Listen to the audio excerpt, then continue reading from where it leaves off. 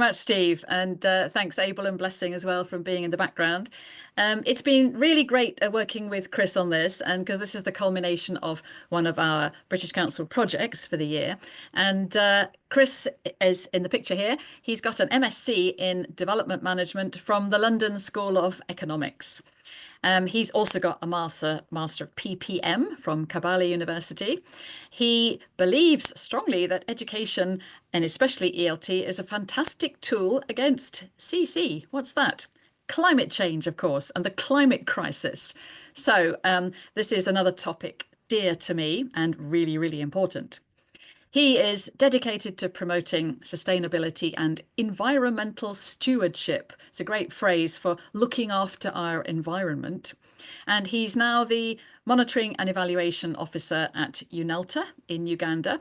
I think you can see from his football shirt he's wearing today that he is from Uganda.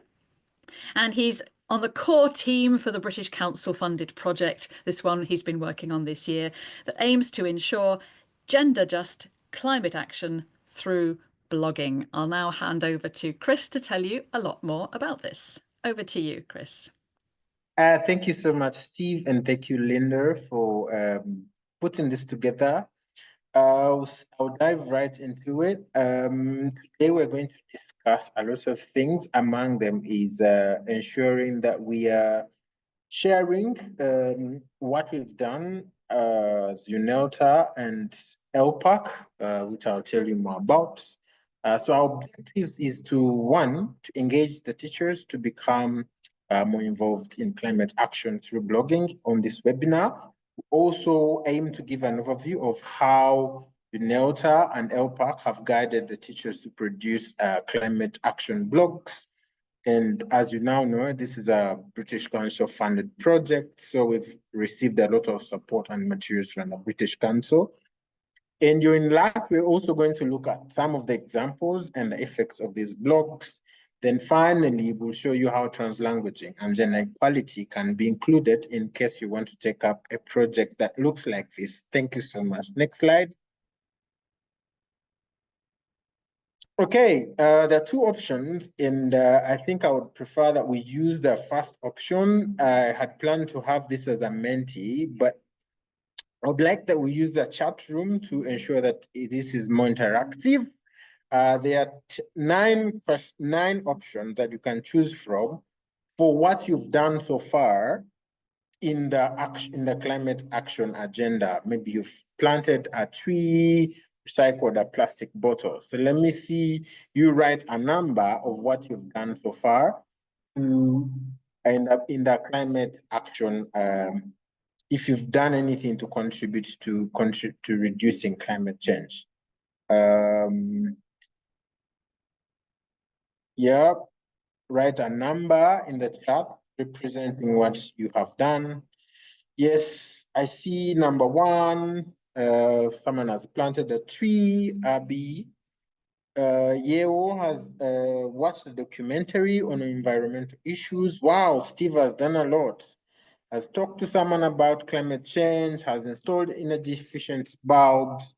And yes, number 8, avoided single-use plastic. Junan Juru, number 3, used a reusable bag at the market. So cool. Very good. Done a cleanup. Amazing. You have solar panels. Yeah, lovely. Well done. I think I'm talking to the right group of people. You've done a lot of interventions to contribute to climate action. Well done. Next slide. All right, still in the interactive mode. Let's see if you've written a blog. Tell me yes. If you've not, tell me no. And if you have, tell me what you think makes a good blog. Even though you haven't, tell me what actually you would love to see in a good blog. So 2 questions. Yes, I've written a blog. It was about climate action. It was about this. And what was it about? What makes it a good blog? Okay, let's use the chat again. Not yet. Tengana has not yet. Same with Mulwalema. Yeah, Linda thinks blogs have to really be interesting and current. Yeah, true. I agree. So if not yet, what would you like to write about? What do you think you would contribute to? Yes, so you've written about vocabulary related to environmental issues. Oh yeah, yeah, it would make a very good blog and very good for English language teaching. Okay, thank you so much. You can keep the interaction going. I'll come through in the chat. Blessing is supporting also in the chat. All right, next slide, please. Okay, so now that we've talked about how writing a blog, what should be the steps that one should follow? One is very, very key to choose a topic because you're not going to write about everything. You have to choose a topic and it will help you to narrow down because, well, you're not going to write about everything. So once you've selected a topic that you're passionate about, ensure that it is relevant to your audience. Of course, in your mind, when you're writing, you know that you're writing to an audience. So ensure that you're targeting it, ensuring that it fits what the audience would desire. Number two, make some little bit of research. Even though this is not an academic paper, it's key that you've gathered information from good and relevant, reliable resources. And as you do this, take notes to organize your thoughts. Then number three, create a good structure, a good outline that will help you organize your blog. Of course, the traditional one is introduction, body, and conclusion. Ensure that in all this, the blog is structured in a way that people will be easy to understand. As we all know, a blog is usually updated severally, and as you update it, you want to keep the same structure that you created. Then it would be good to start with a first draft, and in that first draft, include a catchy title and write in a style that is very, very engaging. As we all know, blogs are supposed to be informative and interactive. Next slide, please. Yes. Now that you've written your first draft, it is very key that you edit and proofread it because you could have a few grammatical mistakes, a few errors. Ensure that these are corrected before you send it out there. If you can, then get feedback from a colleague because, two eyes are better. Well, two pairs of eyes are better than one pair. Finally, promote and publish the blog that you've compiled. If you have a very good following, for example, on your social media, I know some of you may be influencers, publish and promote this. This is all not done after publishing. You most likely have to engage your readers through comments and providing feedback. Please be as civil as you can be. Now, these are some of the platforms. I know a few of you as you're gearing up to this webinar, said they may have written a blog. So just to keep the spirit of interaction going, please write any platform that you used to publish your blog or any platform on this list that you've heard of before coming to this webinar. In the chat, write any platform that you've heard of before. Yeah, okay. Paul has heard of WordPress. Good, brilliant. Okay, Medium, WordPress. Good. Junanjiru has heard of that. Writing poetry on climate change works for me. Good. Yeah. Let me answer this question quickly. What is proofreading? So I would say proofreading, in sort of thinking words, trading is ensuring that your writing is free of mistakes and you're reviewing your work to correct any errors, maybe in your blog post before you publish it. All right, next slide, please.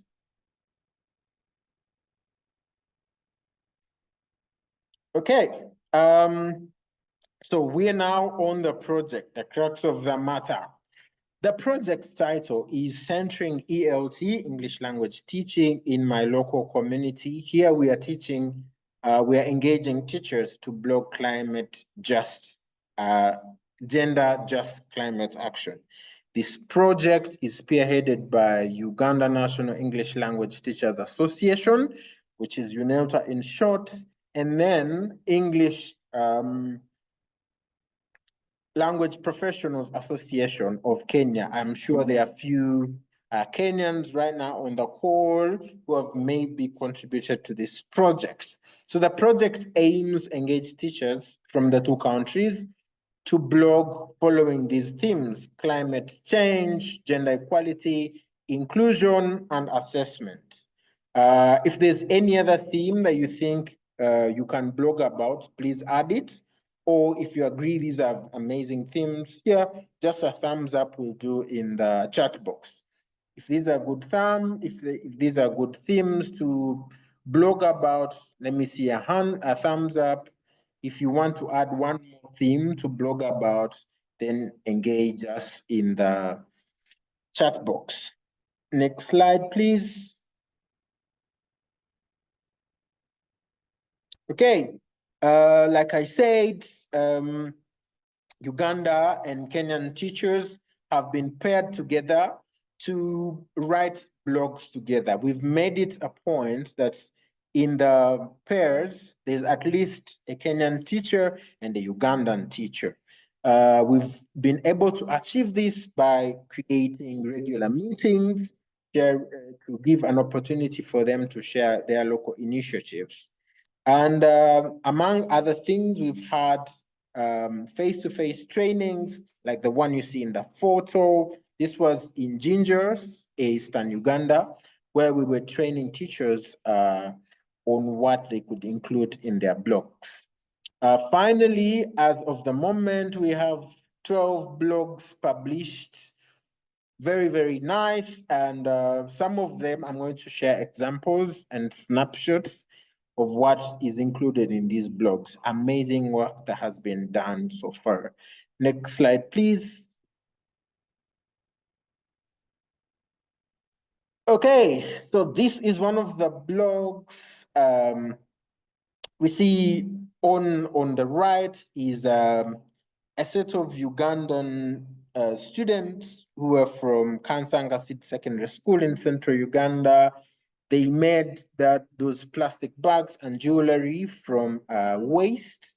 And the story is also very captivating, but the shared other one is from Kenya, where even though there were about 62,000 primary schools that were submerged by the floods, there were a few interventions that the teachers undertook to ensure that this doesn't happen again.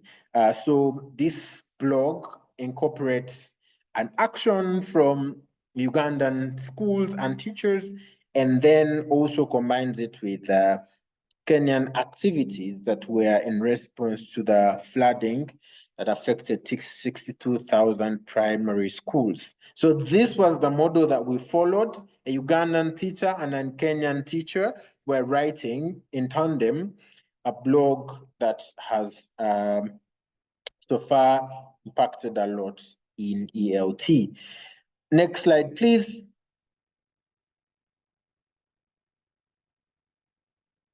Okay, there's another one. This was written by Rukia Mohammed and Amoni Chitoke. I think I've seen one of them on the call. In this blog, they write about the mental health effects of climate change. They also write about how ELT can be a window through which we can have opportunity to foster empathy and connection as we develop critical thinking skills among our learners. So they guide us through what could be very important points: mental health,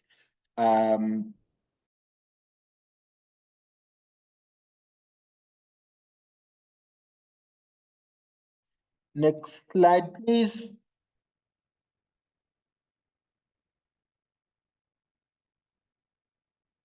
Okay, so you may be wondering, how is gender related to climate action blogging? So it's very important that we understand the dynamics of gender and climate change. So women and girls are overall disproportionately affected by climate change. For instance, according to a report written by UN Women, 80% of people displaced by climate change are usually women. Why is this? This is due to common pre-existing imbalances, power imbalances that make women and girls more vulnerable to the effects of climate change. This is because in most of our sub-Saharan societies, we have these women to be the ones responsible for most of the times fetching firewood, fetching water, as you can see in the photo, and then they're the ones primarily responsible for fixing meals. And we know a majority of our households in sub-Saharan Africa are using firewood, so the fumes affect their lungs, which also affects their health. So all of these are some of the effects of the gender imbalance that also come through during discussions of climate change. Next slide, please.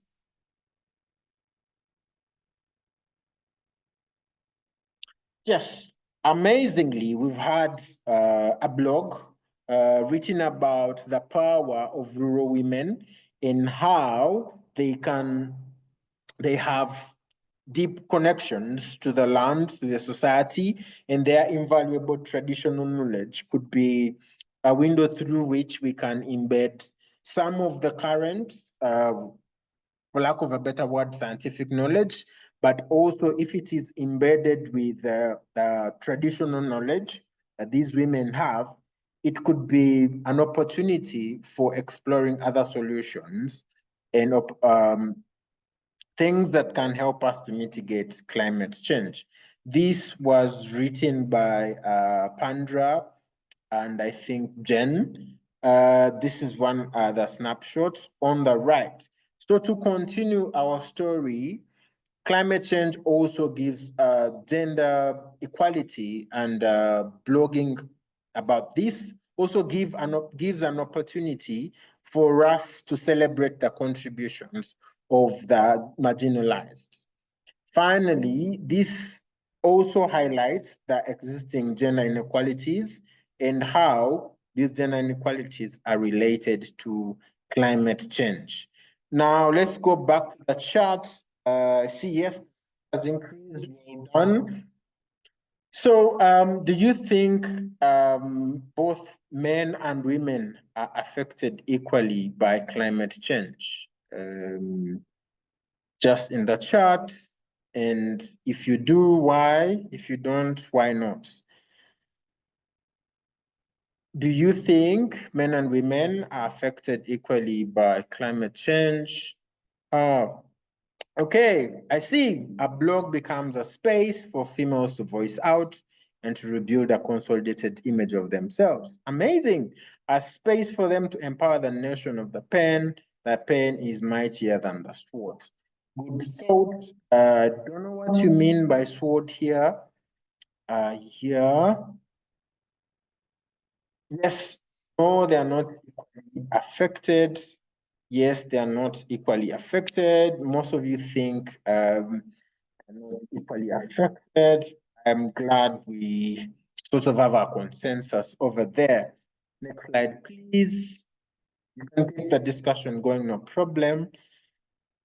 Okay, so I've talked about translanguaging and how we've involved this. Some of you may not know, but In Uganda, we have a very high number of languages, around 41 plus. And most of these are spoken by the bigger population in Uganda. And this means that we have to find a way of both teaching English and also ensuring that we are using the local language, L1, to ensure that we are reinforcing English language as a subject. So you may be wondering, what is translanguaging? So translanguaging is the practice of using multiple languages to communicate and learn.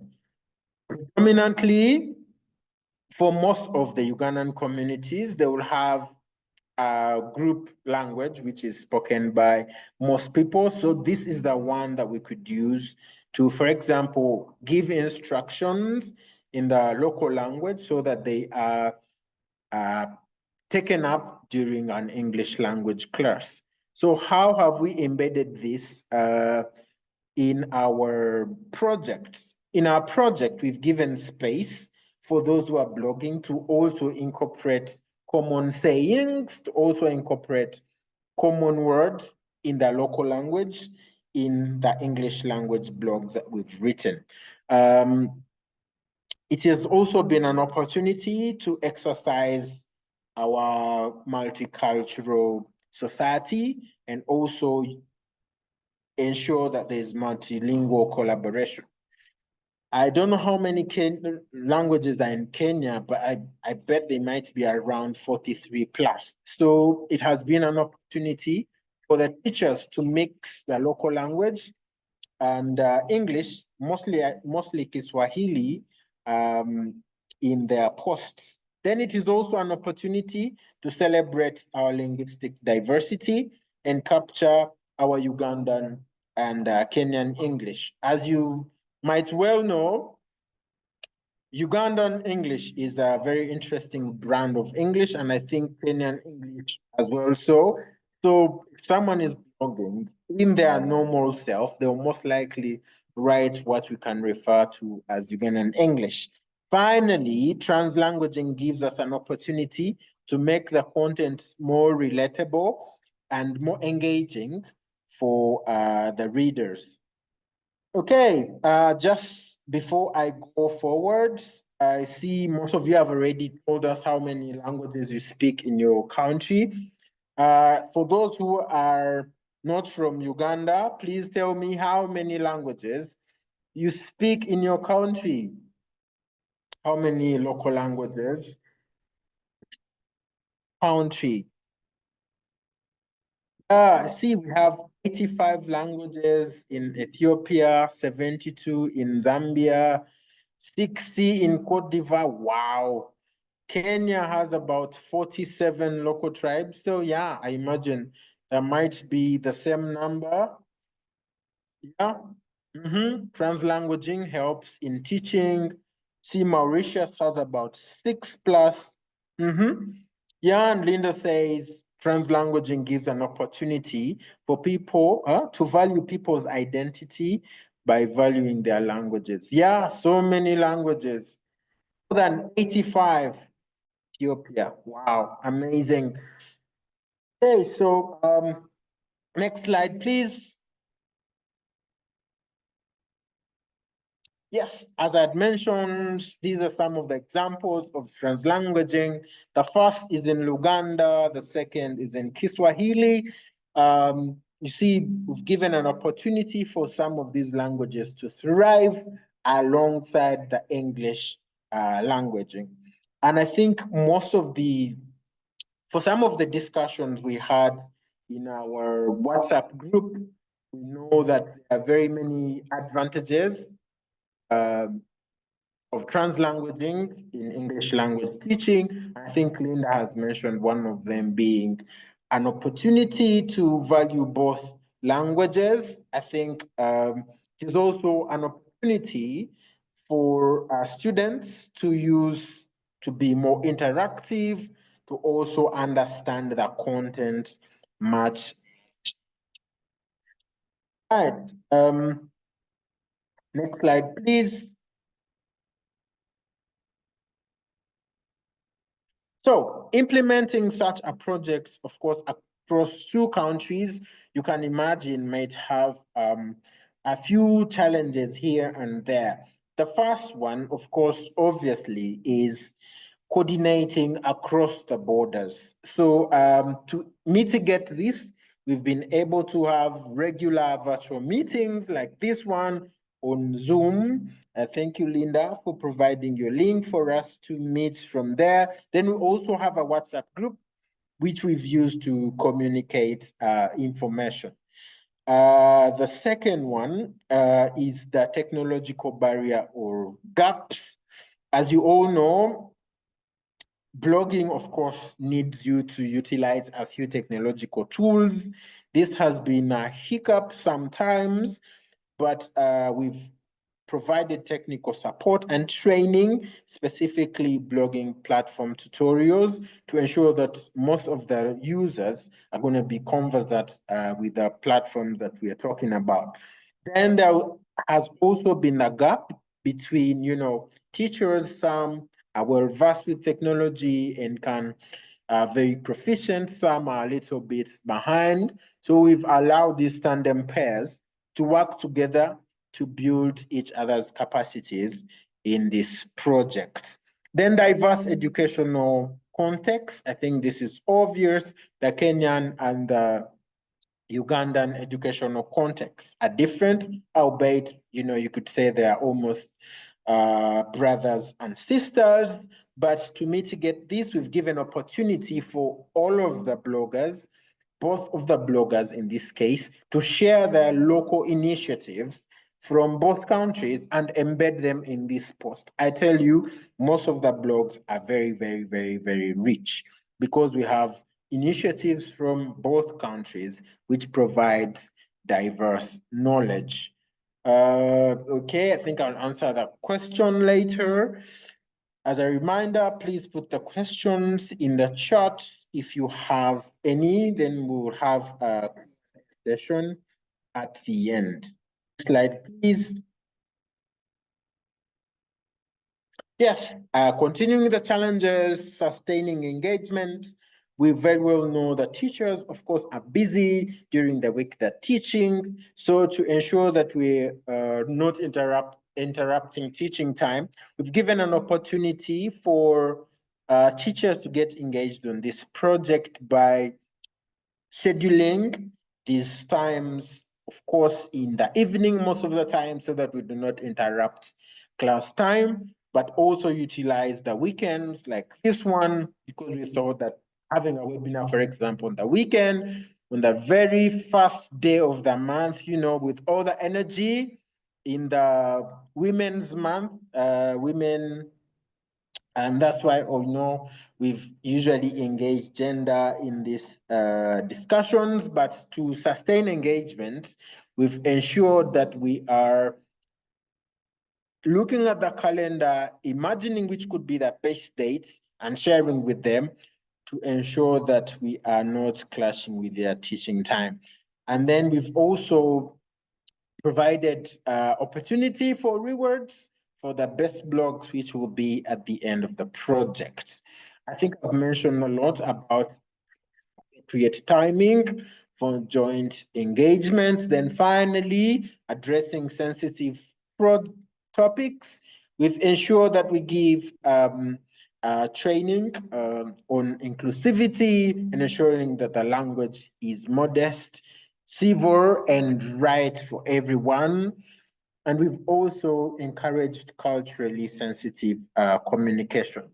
The final blogs, of course, will all ensure that the photos, for example, have, consent from all of them, let's say adults or young children. But if not, then we're going to blur their photos. So we're ensuring that we are being as cognizant of the cultural sensitivity as possible so that we are doing the right thing in this blogging project. Next slide, please. Yes. So if I had a time turner, if I could go back in time, if I could go back to the start of implementing this project, what would I do over again?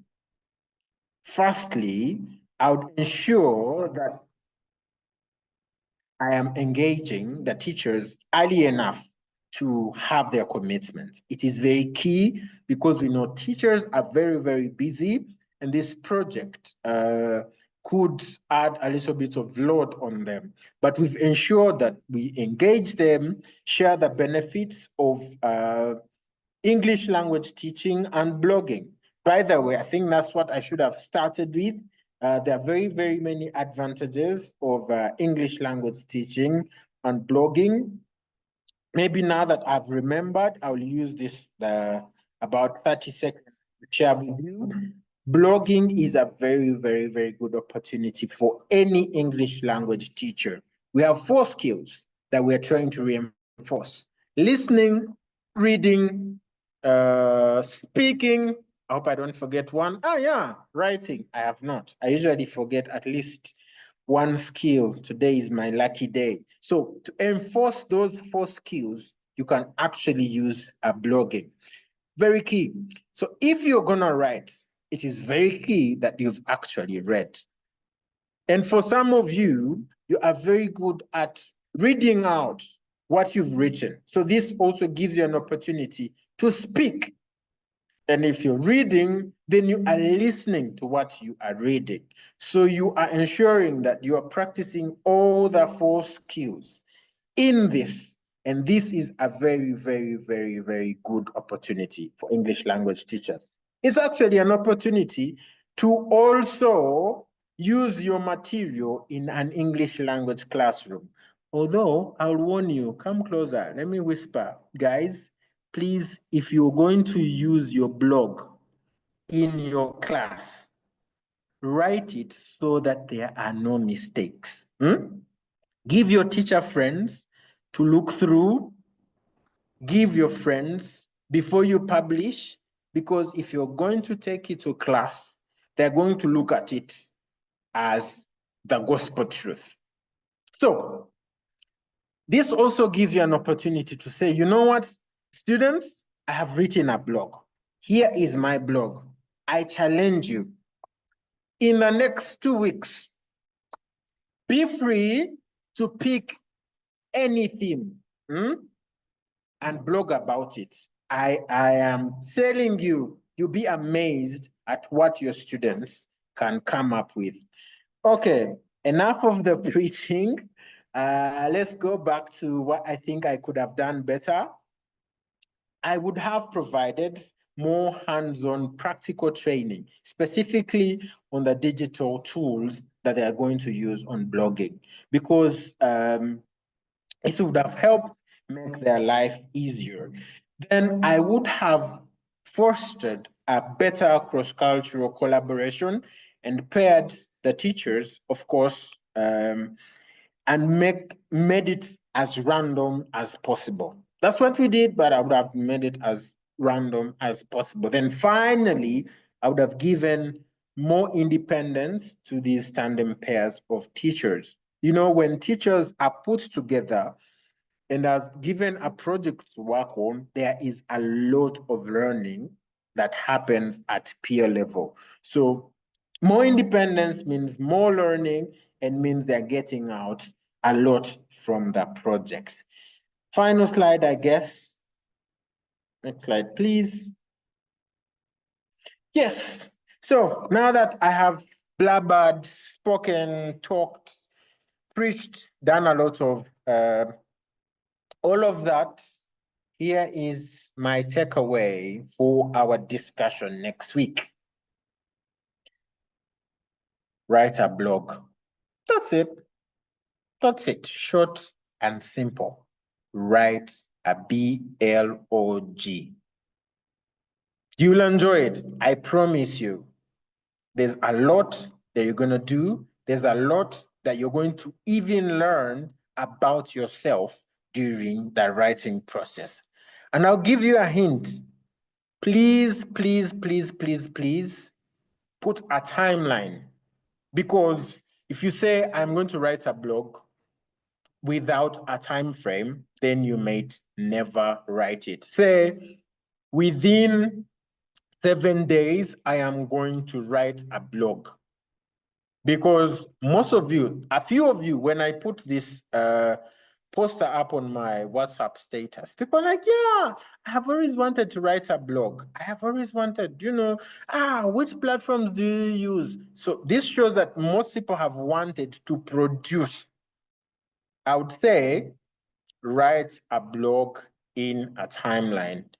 Do not procrastinate. Enjoy this process. Again, I'm going into my teacher self. I'll end it there. If you have any questions, comments, this is the time. I will hand it over to Linda to have a session. Please give me flowers. I've spoken a lot. Yeah, thank you, Steve. All right. Lots of flowers for you, Chris. Thank you so much. I don't have any here with me. Okay, great. Okay, there are lots of questions, some of them about translanguaging, but I just have one first that I'd like to ask. What about the success of any of these blogs? Do you know how many people have read them? And or if they've actually changed anything? Because obviously the point of a blog is to try and create change. What about the reading stats? Do you have any information? No, Oh, unfortunately, I don't have, but that is something that we can get very, very easily. But I it's will important, speak isn't it, about, to see okay. the effect, isn't it? Yeah, it's quite important. Yes. Yeah. Okay. I'll speak about one. I think one of the most important that we've had, especially after the blogging about, I wrote one with Jen. I hope she's here. So a lot of the impact has been on what teachers asking what they can do in their own communities. Because I think a lot of what we wrote is quite context specific. Because Jen, for example, wrote about teachers encouraging students to plant trees and giving a target of the trees that they want to plant, with the school, of course, supporting. Then the intervention that I wrote about was students making bags and jewelry out of plastic waste. A number of people were asking, how can we do this? What can we do to ensure that we incorporate most of these in our communities? I think a lot of it has to be very, very context specific. I think I can say that at the moment. I saw a hand up from Hillary. I don't know. Okay, I'll leave it to the moderator. Sorry. Yeah, that's all right. Let's have Hilary now. We've got some questions in a minute, but Hilary, while your hand's up, then we'll go to the questions from the chat and Telegram. Hilary? Thank you, Linda. Thank you, Chris, for the wonderful presentation.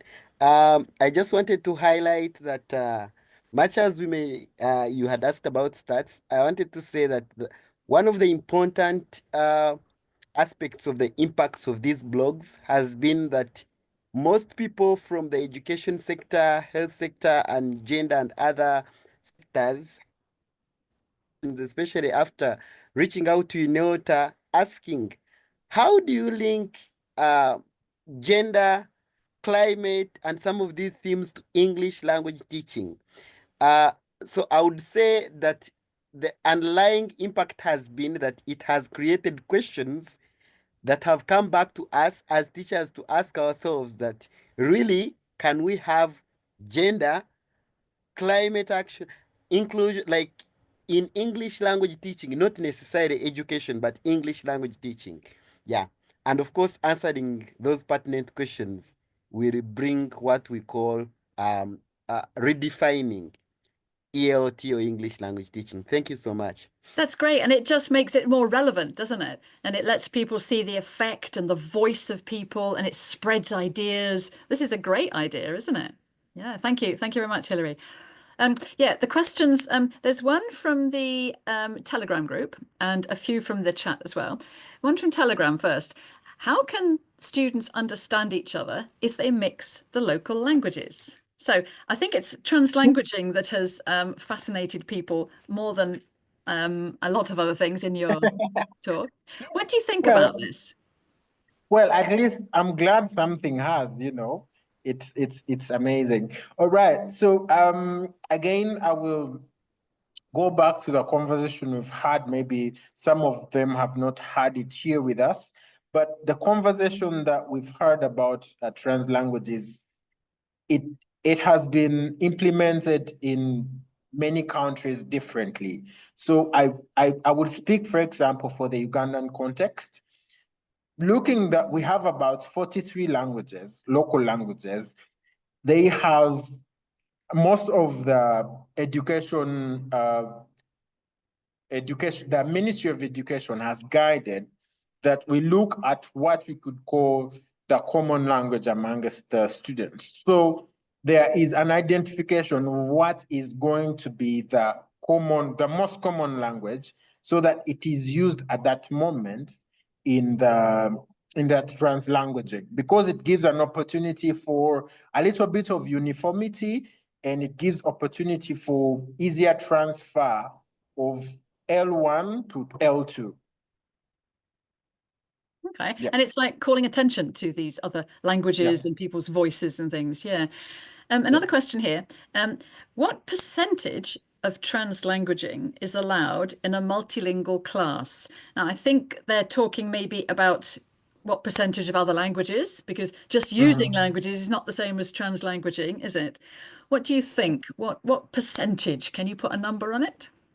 Wow, that's a very technical question, but I'll give it a stab. I don't I don't I can't give a number honestly, but I think you would use L1 in a way that is again not going to sabotage L2. This is not it is an L2 class. It's an English language class. But if you, as the teacher, again, unfortunately, the answer is going to be depends upon the context. Because if you are going to, as a teacher, in your judgment, see that this instruction, for example, is going to be best understood if I give it in the local language, then of course it's up to you to do that. But you will do this so that you are not doing it at the expense of the target language. So it's a very tight conversation that we can have more, but I would say use L1 so that you are not hindering the learning of the target language. Plain Okay. as that. And Yeah. then translanguaging is just using the other languages to help the learning of English, isn't it? Not just for Yes. their own sake. Yes. Yeah, you're right. Yeah. What challenges to translanguaging can there be? That's the Ooh, final one on translanguaging translanguaging. again. Okay. Challenges. I think someone has already mentioned it. If you use 90% of, the local language in an English language class, then I think there's a little bit of a problem. So I would say, although it depends upon the teacher's discretion, then you must be able to regulate, use it only where you see fit, and use it only to bolster, to improve, to augment the learning of English language. And there's got to be a reason for it as well, hasn't there? Yeah, Yes. yeah, of course, Right. of course. Okay, a good question here from Nabil. Great experience, but can it be extended to classroom ELT? So you've been working with teachers on blogs. Have you got students to write blogs, or can you? Can we? Wow, I think I mentioned this. I think I would have fun asking students to write blogs. I think it would even be more fun because you are giving them opportunity to learn on their own. You're giving them opportunities to also be quote unquote celebrities. Some of these, are going to publish these and share them out and tell their friends, guys, Google me, Google my name, you will find my work. So I think for me, this would be a very exciting project that I would extend. And maybe British Council is listening. UNELTA and ELPA could be in luck. Talking about British Council, there was one who asked, if I was to write a blog for the British Council teaching English, what are the criteria? Now, I think they're not accepting blogs, are they, Steve? Not at the moment. I'm actually working now. This is actually just a conversation that I had yesterday with the teaching English team, because I was actually trying to encourage more teachers from Sub-Saharan Africa to, have their work being publicized on teaching English. So Yeah. they said they're going to think about it. So, it was something that I was actually, very keen to, push forward, because we have trained teachers in a number of projects, to write materials. And yeah, it'd be a waste for those skills, not to be, used in in some practical ways, and then eventually get them to have, their work being produced and then also being, publicized, in on teaching English. So yeah, I'll let you know if I'll let everybody know if there's, more opportunities for teachers to contribute to the website about teaching English and also teaching English Africa. But yeah, for now, I know there's a new trend now actually at the moment where teaching English has started to produce more articles, because teachers shared feedback that they're keen to see more articles than lesson plans. So yeah, I think there's a way to to get teachers from the region to also contribute to this. I'll keep everyone posted when Excellent. when the time comes. So keep following what Steve says. Beautiful. Join the Telegram group so you don't miss it. And Steve will let you know exactly what you have to do if you can contribute anything to this. Okay, great. I was wondering if anybody else would like to unmute before we finish and ask a question. But just one little quick question before then. Why did you choose to link with teachers in Kenya? Why not any other country? Amazing. Hillary, are you available to answer this quickly? Okay, it seems he's not around. So why did we choose to, work with Kenya? I think overall there is a little bit of a more related context for education's sake. We're all largely English speaking, and we're all, in the East African community. So a lot of what could have been the initiatives and the effects in education and the effects of climate change could have been the same. So that's why we wanted to use this. But also there are many differences. So we wanted to leverage on our similarities, explore what diversities we could identify. So it was an opportunity to use our similarities to bring out the diversity that can be brought out by a blog. And it's a lovely thing to work with teachers in another context, isn't it? Yeah. This could be other countries working together, a good example of working across countries, across Sub-Saharan Africa, for example. Great. Yeah. Is there anybody else who would like to unmute to ask a question? If so, please put your hand up and we will ask you to unmute. Yeah, as we do this, maybe I saw a question from Junan Juru. She was saying, since we're talking about gender just climate action, Yes. especially through blogging, what are the numbers in Yes. terms of representation of men and women on True, this yes. project? Yeah, very, very good question. Thank you, June. I think she's Kenyan from the name Jiru. The first criteria that we used actually for tandem pairing was gender. So we wanted to ensure that if there is a male teacher and a female teacher, they should collaborate. But fortunately or unfortunately, in the end, we've actually had more women, more females on this project, writing more, sharing more. So I think overall, in the end, if you were to say, it has been fairer on the side of the females, Junanjiru.